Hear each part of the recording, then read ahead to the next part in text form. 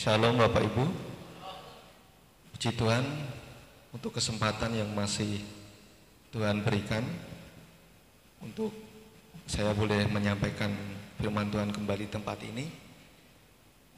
Ya, sekalipun seperti ibadah kaum wanita ya, karena kebanyakan ibu-ibu yang hadir. Tapi puji Tuhan tidak mengurangi semangat kita untuk kita berkumpul bersama di tempat ini. Bapak Ibu, saya beri tema kali ini, tema firman Tuhan, perjalanan ke Emmaus. Saya kira kita masih di dalam suasana perayaan Paskah ya. Kalau kita melihat 2000 tahun yang lalu, setelah kebangkitan Tuhan Yesus masih berada di bumi ini selama 40 hari. Ya, kalau kita membayangkan saat ini Tuhan Yesus masih ada di bumi ya. Jadi berulang kali menampakkan kepada para murid berkumpul bersama dengan mereka sebelum kenaikan ya. Kita baru minggu depan merayakan kenaikan Bapak Ibu. Namun kita tidak akan dibiarkan sendiri. Kata Tuhan, ketika Tuhan naik, Tuhan tidak akan membiarkan umatnya yatim piatu, melainkan Roh Kudus yang akan turun untuk menemani, mengajar, serta menyertai umat percaya Bapak Ibu.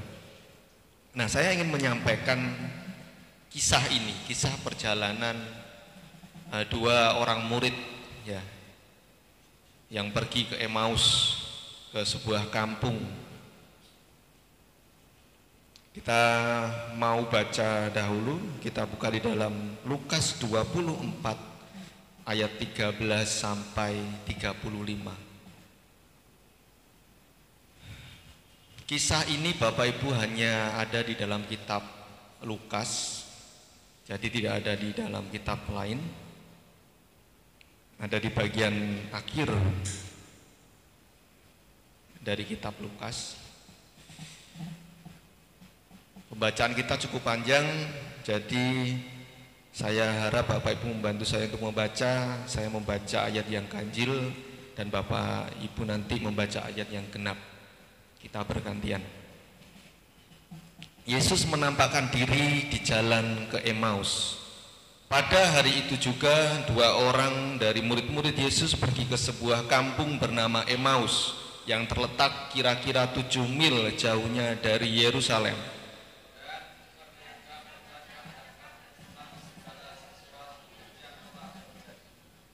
Ketika mereka sedang bercakap-cakap dan bertukar pikiran, datanglah Yesus sendiri mendekati mereka, lalu berjalan bersama-sama dengan mereka.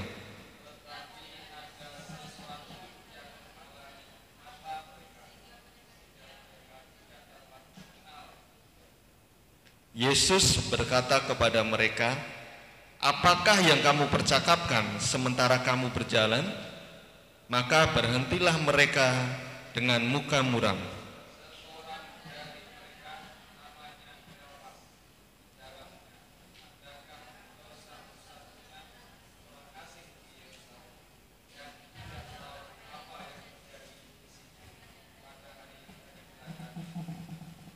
Katanya kepada mereka, "Apakah itu?" Jawab mereka, "Apa yang terjadi dengan Yesus orang Nazaret?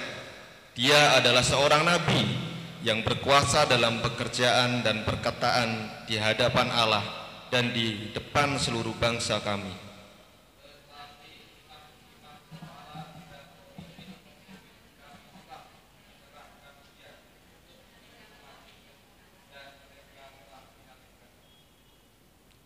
Padahal kami dahulu mengharapkan bahwa dialah yang datang untuk membebaskan bangsa Israel. Tetapi sementara itu telah lewat 3 hari sejak semuanya itu terjadi."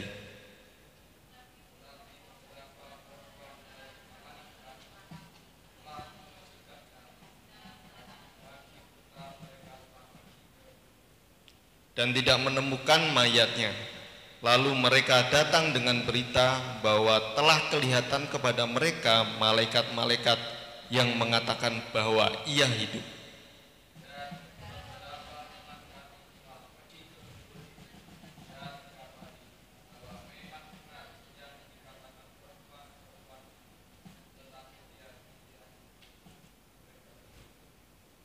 Lalu Ia berkata kepada mereka, "Hai kamu orang bodoh, betapa lambannya hatimu sehingga kamu tidak percaya segala sesuatu yang telah dikatakan para nabi.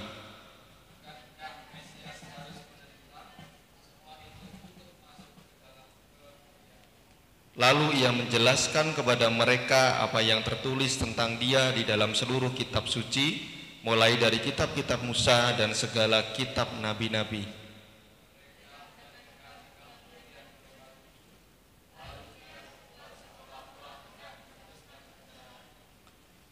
Tetapi mereka sangat mendesaknya, katanya, "Tinggallah bersama-sama dengan kami, sebab hari telah menjelang malam dan matahari hampir terbenam."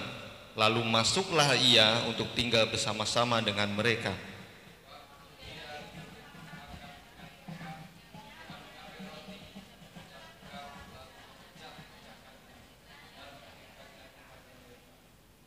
Ketika itu terbukalah mata mereka dan mereka pun mengenal Dia, tetapi Ia lenyap dari tengah-tengah mereka.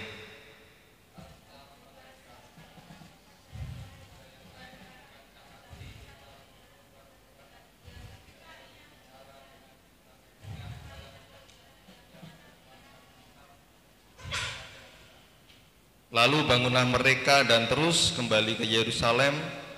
Di situ mereka mendapati ke-11 murid itu, mereka sedang berkumpul bersama-sama dengan teman-teman mereka.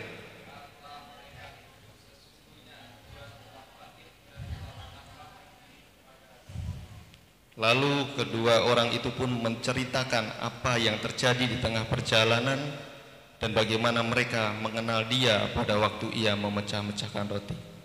Amin. Berbahagialah bagi kita yang membaca, mendengar, merenungkan firman Tuhan dan melakukannya dalam kehidupan kita sehari-hari. Kalau kita lihat Bapak Ibu dalam kisah ini, saya temui bahwa perjalanan ke Emmaus itu bukan hanya sekedar perjalanan biasa Bapak Ibu, namun di balik itu semua ini adalah perjalanan rohani. Bisa slide selanjutnya Mbak Reta. Kisah ini adalah kisah yang menarik dan penuh makna. Kita mungkin punya banyak cerita-cerita di dalam Alkitab yang kita sukai, yang menjadi favorit. Namun cukup jarang saya jumpai kisah ini masuk dalam daftar favorit para jemaat. Karena memang cerita ini tidak begitu familiar, ya. Kita dengarkan, kita sering mendengar ceritanya Daud, ceritanya tentang para raja-raja, Salomo dan lain sebagainya. Tapi jarang sekali kita mendengar cerita tentang ini. Kalau kita lihat Bapak Ibu dari kisah ini, kita akan menemukan perubahan yang sangat signifikan, 180 derajat.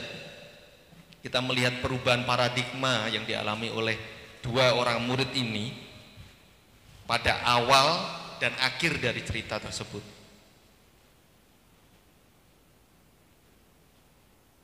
Perubahan itu terjadi karena awal perjumpaan mereka dengan Tuhan Yesus di tengah perjalanan. Jadi waktu mereka jalan pergi ke kampung Emmaus, lalu ada orang yang tidak kenal itu ya ikut nyampur gitu, ikut nyampur jalan bersama mereka. Lalu mereka bercakap-cakap dengan Tuhan. Kisahnya ini terjadi pasca kebangkitan atau setelah kebangkitan Tuhan Yesus.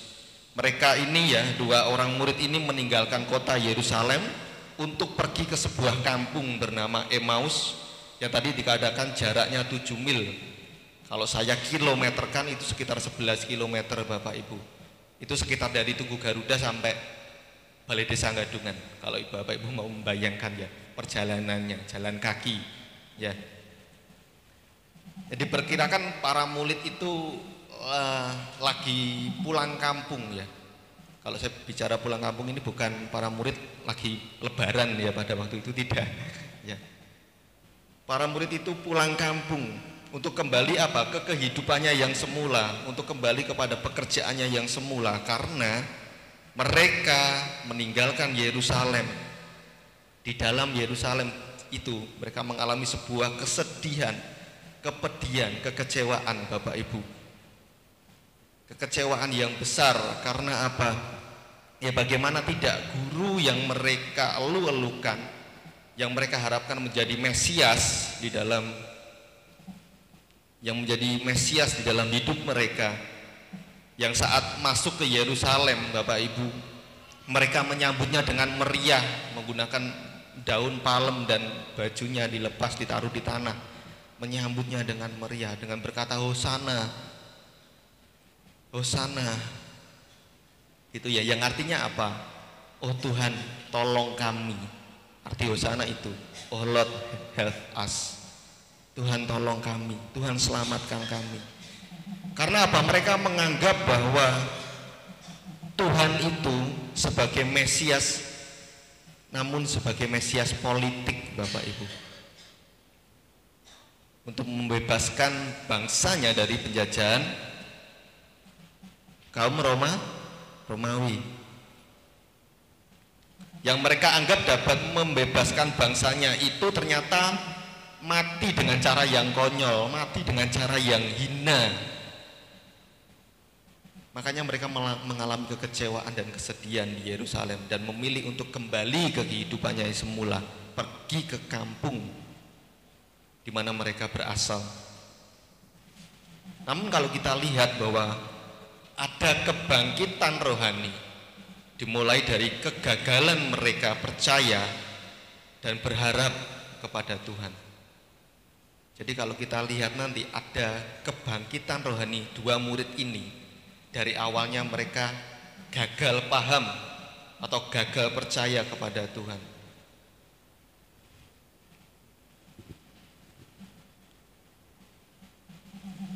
Jadi di sepanjang jalan Yesus mengajar, di sepanjang perjalanan menceritakan kitab Taurat dan kitab para nabi kepada mereka, sehingga membuka selubung di mata mereka, Bapak Ibu. Mereka mengalami perubahan paradigma setelah perjumpaannya dengan Tuhan Yesus. Selanjutnya, kegagalan para murid dimulai dari kepercayaan dan harapan yang keliru dan tidak mengalami pembaharuan akal budi oleh firman Tuhan. Next. Mereka berjalan dengan wajah yang muram ketika itu, seperti orang yang gagal di dalam hidupnya, Bapak Ibu. Ya karena memang mereka gagal. Mereka gagal mempercayai seorang guru yang diharapkan membebaskan bangsa mereka dari penjajahan Romawi. Di ayat 21 dikatakan di situ ya, padahal kami dahulu mengharapkan bahwa dialah yang datang untuk membebaskan bangsa Israel. Tetapi sementara itu lewat 3 hari sejak semuanya itu terjadi. Mereka berharap bahwa Yesus itu membebaskan bangsa Israel dari penjajahan Romawi. Ternyata itu tidak terjadi. Ya. Makanya mereka dengan sedih dan kecewaannya, mereka sangat larut akan kesedihan, mereka sangat larut akan kecewaan. Mereka larut dengan deritanya masa lalu. Sehingga apa? Mereka gagal menyadari, yang artinya mata hati mereka tertutup, Bapak Ibu, bahwa yang berjalan dengan mereka saat itu adalah Yesus yang telah bangkit. Ya, jadi saking dua orang murid ini meratapi kesedihannya, meratapi kekecewaannya, sampai gak sadar yang berjalan bersama mereka itu adalah siapa? Yesus. Mata hati mereka tertutup, Bapak Ibu.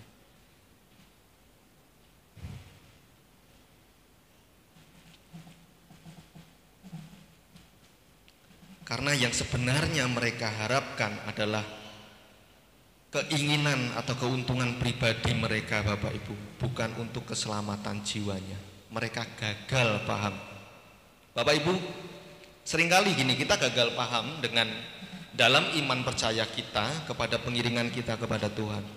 Kita itu seringkali punya konsep yang salah tentang kekristenan. Sama halnya seperti dua murid yang pergi ke Emmaus ini, Bapak Ibu. Coba kalau kita selidiki secara mendalam, selama ini ketika kita menjadi Kristen, apa yang menjadi motivasi di dalam kehidupan kita? Saya tidak tahu. Bapak Ibu yang tahu diri Bapak Ibu sendiri, yang dapat melihat jauh bagian terdalam dalam diri hati Bapak Ibu. Kira-kira selama saya hidup sebagai orang Kristen, apa yang menjadi motivasi di dalam hidup saya? Seringkali mungkin saya dan saudara itu terjebak mengikut Yesus karena hanya menginginkan sesuatu. Hanya menginginkan sesuatu, seperti halnya para murid tersebut. Seperti halnya para murid yang beranggapan Yesus itu sebagai Mesias duniawi, sehingga bagi murid itu Yesus gak boleh mati, apalagi matinya dengan cara yang hina seperti itu. Loh, ini jadi rajaku kok, nanti Tuhan ini yang jadi penyelamatku kok, yang menyelamatkan bangsaku kok mati, ya gak boleh dong. Makanya ketika Tuhan mengatakan waktunya sudah tiba, Petrus menarik Tuhan, bilang berkata apa? Sekali-kali itu tidak akan terjadi kepadamu. Petrus gak terima, ya kan Bapak Ibu? Tetapi malah Tuhan menegur, "Enyahlah kau iblis, kamu tidak mengerti. Kamu tidak mengerti apa yang dipikirkan oleh Allah." Karena sangkanya Petrus, kau tidak akan mati Tuhan, kau yang akan membebaskan bangsa kami. Itu pikiran Israel, pikiran para murid menjadikan Tuhan sebagai Raja Israel duniawi. Seringkali kan begitu juga yang kita alami Bapak Ibu. Kita mengikut Tuhan karena ada keinginan dari diri kita sendiri. Tuhan, aku mau mengikut Engkau, tapi tolong ya selamatkan pekerjaanku, tolong ya selamatkan kesehatanku, tolong ya selamatkan masa depan anakku. Seperti itu. Dan jika itu tidak terjadi di dalam diri kita, seringkali kita kecewa. Karena apa? Selama ini ternyata kekristenan kita, kekristenan transaksional. Ngerti Bapak Ibu transaksional apa? Tuhan, kalau Engkau berkati aku akan rajin ke gereja deh. Tuhan, kalau Engkau selamatkan keluargaku, aku rajin baca kitab suci deh, dan lain sebagainya. Itu transaksional. Seringkali kita meminta Tuhan untuk menuruti keinginan kita. Seringkali kita gagal paham maksud anugerah Tuhan diberikan bagi kita. Disitulah sebenarnya Bapak Ibu, mata hati kita sedang tertutup seperti para murid tersebut. Maka di situ ketika Tuhan Yesus ngobrol sama murid-murid ini, gemes Tuhan Yesus. Ya, sampai bilang gimana? "Hai kamu orang bodoh, kok gak ngerti-ngerti," istilah gitu loh. Ya. "Hei kamu orang bodoh, betapa lambannya hatimu." Maksudnya kok gak ngerti-ngerti ya, 3,5 tahun berjalan bersama-sama dengan aku, sewaktu aku hidup di sini, di bumi. Mereka tidak memahami apa yang selama ini Yesus ajarkan. Ini kan juga berlaku bagi kita Bapak Ibu. Kita sudah Kristen berapa tahun? Kalau saya dari lahir 31 tahun. Mungkin Bapak Ibu ada yang lebih senior daripada saya gitu. Kita sudah jadi Kristen berapa tahun? Belasan tahun kah? Puluhan tahun kah? Bahkan dari lahir.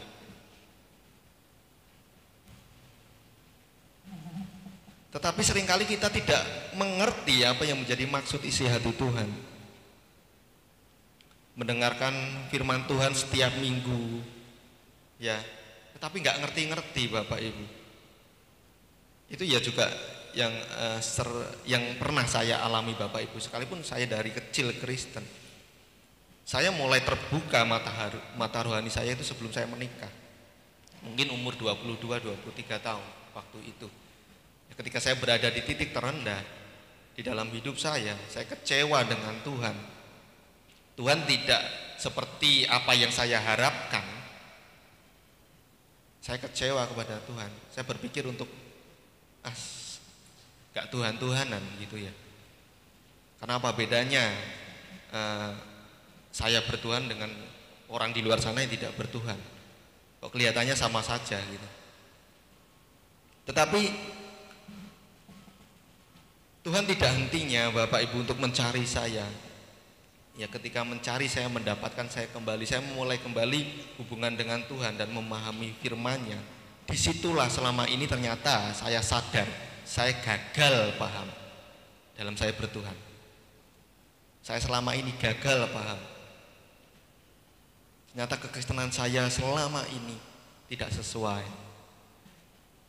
Makanya saya kecewa ketika saya berada di titik terendah. Begitu juga seringkali kita alami demikian Bapak Ibu. Kekeliruan selama ini adalah menjadikan keinginan pribadi kita itu menjadi tujuan. Betul atau benar? Gak ada pilihan lagi. Betul atau benar?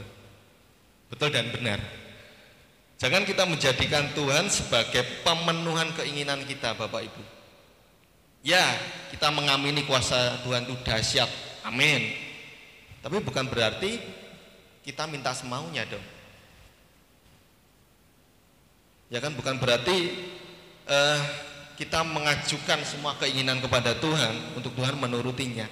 Ingat para murid ketika mengalami kejadian mujizat 5 roti dan 2 ikan. Di situ ribuan murid, bukan ribuan murid ya, ribuan orang yang sedang mengikut Tuhan mengalami mujizat yang besar. Bahkan diperkirakan lebih dari 5.000 orang karena yang dihitung itu cuma laki-lakinya saja, belum anak dan istrinya Bapak Ibu. Tetapi apa, ketika esok harinya Tuhan bertolak ke seberang, mereka ingin mengikutinya kembali.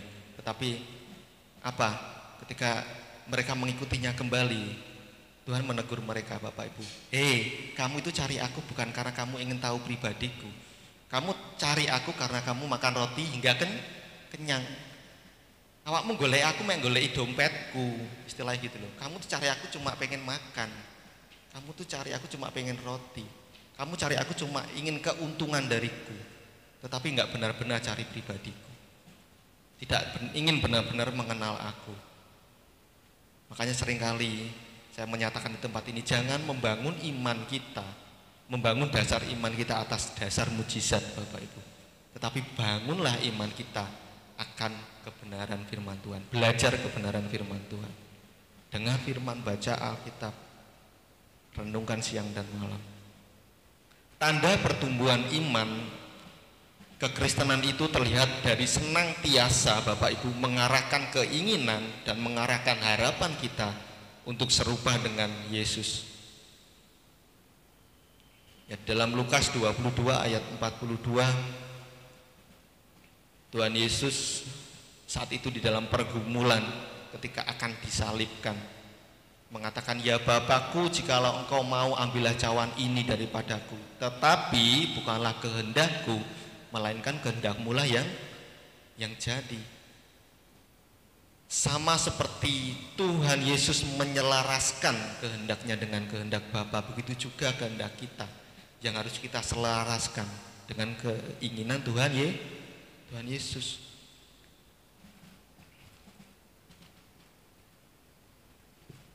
Kalau dari dulu Bapak Ibu, dari awal jadi Kristen, dari awal kita mengikut Tuhan, kita masih keinginan kita yang dituruti, kita masih senang minta kepada Tuhan supaya Tuhan mengabulkan doa kita. Mohon maaf Bapak Ibu, kita mungkin belum mengalami yang namanya pertumbuhan. Saudara, kalau sampai saat ini ya ada orang Kristen yang masih eker-ekeran, itu bahasa Yunani ya, eker-ekeran. Yang masih suka berantem. Karena apa? Keinginannya lah yang harus dipenuhi, atau yang paling benar, keinginanlah yang paling benar. Yaitu tanda ciri orang yang belum bertumbuh. Seringkali kan kita lihat fenomena jemaat gitu ya, yang satu dengan yang lain tidak saling menyapa, yang membuat kelompok-kelompok sendiri. Kalau kita lihat demikian Bapak Ibu, karena apa? Mereka merasa dirinya yang paling benar.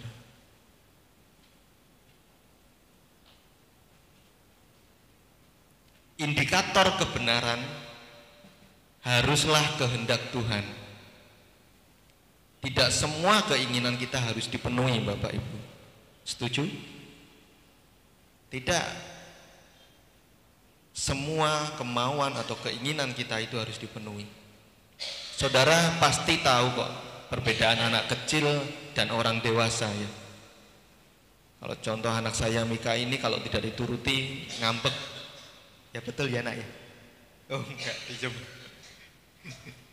Hari Kamis lalu minta mainan umpet-umpetan sama temennya, nggak dituruti, ngambek, nangis. Ya itu anak kecil Bapak Ibu, kita masih bisa memaklumi. Tapi bagaimana kalau sebaliknya kita sudah dewasa, nggak dituruti, mogok makan dengan alasan saya puasa supaya Tuhan mengabulkan doa saya. Saya merasakan, saya menganggap itu nggak puasa, itu mogok makan kamu. Karena apa? Supaya keinginanmu dituruti.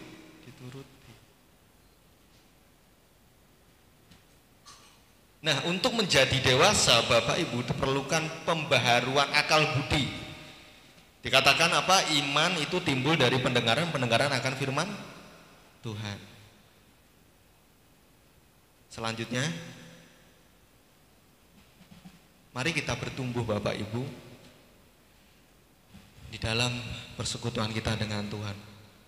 Percakapan dengan Tuhan, percakapan dengan Yesus selama perjalanan para murid itu membangkitkan pertumbuhan rohani. Kembali ke cerita, ketika Yesus menjelaskan kepada para murid apa yang tertulis di dalam seluruh kitab suci dan kitab para nabi. Lalu pada saat itu ketika asik bercerita, ternyata hari itu mulai gelap dan sudah mau sampai ke tujuan juga. Lalu apa? Para murid itu memaksa Tuhan untuk menginap. Jangan kamu teruskan perjalanan, nginep pombe aku Tuhan. Menginap pombe aku gitu. Para murid mengatakan, tinggallah bersama dengan kami. Lalu dikatakan di situ Yesus masuk ke dalam dan ikut makan bersama dengan mereka, mengambil roti dan memecah-mecahkannya. Dan saat itu juga mata mereka terbuka. Lalu mereka menyadari itu Yesus dan kemudian Yesus hilang.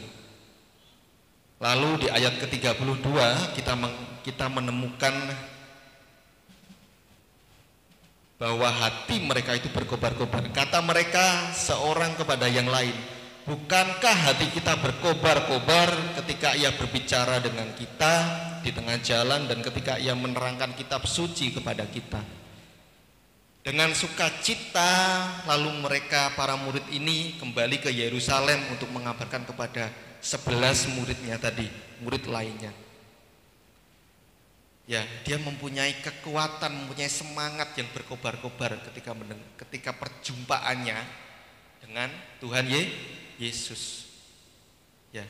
Sehingga ketika sudah sampai ke Emmaus melihat kejadian Tuhan Yesus menghilang, para murid, 2 orang murid ini bersemangat lagi untuk kembali ke Yerusalem untuk mengabarkan kepada 11 murid lainnya. Padahal kalau kembali ke Yerusalem itu juga bisa jadi akan ada persekusi di sana. Tetapi 2 orang murid ini kembali dengan tidak takutnya, dengan kekuatan. Ya, bisa jadi 2 murid ini karena di situ ada orang-orang Yahudi yang menganggap Tuhan Yesus itu sebagai orang yang menyesatkan dan menghina Allah mereka. Mereka bisa mengejar orang-orang Kristen. Bisa jadi dua orang ini bernasib seperti Stefanus yang dilempari batu, Bapak Ibu. Jadi perjumpaannya dengan Tuhan membuat hatinya berkobar-kobar, juga memberi kekuatan bagi dua orang murid ini. Dia tidak memikirkan apa yang terjadi nanti. Yang penting aku mau menjadi saksi. Yang penting aku mengabarkan kebenaran firman Tuhan. Apapun yang terjadi, mereka tidak peduli. Nah, betapakah kita rindu untuk mempunyai hati yang berkobar-kobar, untuk mempunyai kerinduan yang mendalam bersama Tuhan. Apa yang membuat kepercayaan seseorang itu sering keliru, Bapak Ibu? Apa yang membuat harapan seseorang itu sering keliru dan membuat orang itu tidak bertumbuh? Karena apa? Karena orang-orang itu ya kurang antusias mendengar firman, atau dalam arti ini tidak bercakap-cakap dengan Tuhan. Kenapa orang sering keliru? Ya karena mereka itu sering kurang antusias mendengar firman Tuhan. Dikatakan iman timbul dari pendengaran, dan pendengaran akan firman Tuhan. Saya tidak mau menanyakan Bapak Ibu sudah khatam Alkitab berapa kali, ya, sudah sering membaca Alkitab berapa kali, atau sudah berapa, kalau satu hari itu mendengarkan khotbah berapa menit. Saya tidak sedang mengatakan demikian, bertanya demikian. Tetapi yuk kita antusias menggali kebenaran firman Tuhan. Yuk antusias, yuk. Kita mau haus dan lapar akan kebenaran firman Tuhan.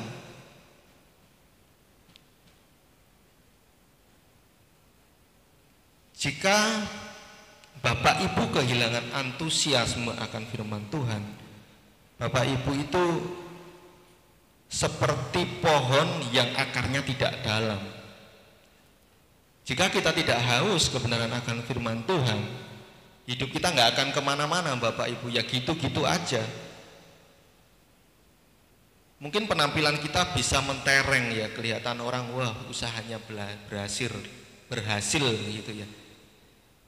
Tetapi ketika akarnya tidak kuat, ketika ada goncangan di dalam usahanya tersebut, orang itu bisa undur, bisa kecewa, bisa sedih, karena akarnya tidak kuat. Makanya penting, Bapak Ibu, untuk kita haus kebenaran firman Tuhan, karena ini yang menjadi dasar dari iman kita, menjadi akar bagi kehidupan kita. Jadi ketika ada badai datang, akar itu tetap mencengkeram di tanah, yang artinya apa? Kita tetap kuat berdiri di dalam firman. Kita tidak jadi orang-orang yang rapuh, yang gampang ambruk, Bapak Ibu. Karena kita hanya menjalani keagamaan ini hanya sebagai rutinitas. Oh, kalau yang lain beragama, saya tidak beragama sendiri kok, rasanya nggak enak, saya ikut-ikutan beragama deh, gitu. Lalu dari 5 atau 6 agama ini, tak lihat-lihat yang paling enak mana ya? Oh, orang Kristen, ibadah iki merong jam seminggu pisan, gitu ya. Doanya bisa ngarang sendiri istilahnya, nggak ada susunan khusus seperti itu. Wah, ini enak, ini agama yang paling simple gitu, yang paling enak dilakukan. Enak toh 1 minggu sekali ibadah mek dina minggu tok wirong jam tok ya. Rungokne firman Tuhan mek setengah jam tok. Akeh nyanyi-nyanyine pula. Ya kita ke gereja pakai baju yang rapi, yang necis pula. Nanti pulang dari gereja pergi ke mall juga masih bisa. Enak. Ya, makanya tidak seperti agama yang lain harus pakai baju khusus, harus cuci, membersihkan diri dulu, kelihatannya ribet. Enak sing simpel Kristen, so enak simpel. Jangan seperti itu, Bapak Ibu. Ya, jangan kita menjadikan kekristenan itu hanya sebuah rutinitas atau mengisi kepercayaan di KTP kita. Bapak, Ibu, Saudara, saya sudah sampai di akhir khotbah. Maukah Bapak Ibu terlibat di dalam perjalanan ke Emmaus? Selanjutnya, slide terakhir.